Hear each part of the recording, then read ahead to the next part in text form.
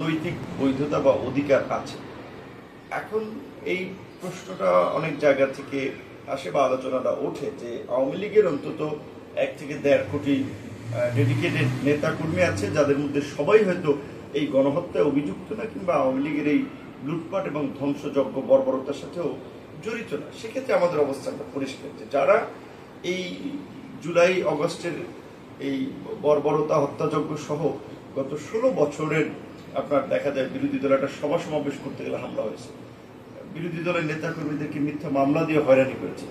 এই ধরনের জঘন্য অপকর্ম যারা করেন, তারা ব্যতীত যারা সাধারণ আওয়ামী লীগের আছে, সমর্থক আছে, তারা যে কোনো রাজনৈতিক দল করতে পারেন। কিন্তু আওয়ামী লীগ যেহেতু দলগতভাবে তারা গত 16 বছরে বাংলাদেশে গুম, খুন এবং দুর্বৃত্তায়ন ও দুঃশাসনের মাধ্যমে একটা ফ্যাসিবাদী শাসন কায়েম করেছে, সেখানে আমরা মনে করি যে আওয়ামী লীগের আর এই দেশে রাজনীতি করার অধিকার থাকা উচিত না। সেই জায়গা থেকে জনগণের দাবির প্রেক্ষাপটে সরকার সিদ্ধান্ত নিয়েছে এবং বিচার না হওয়া পর্যন্ত নির্বাহী আদেশে তাদের সমস্ত কার্যক্রম স্থগিত করেছে বা নিষেধাজ্ঞা দিয়েছে।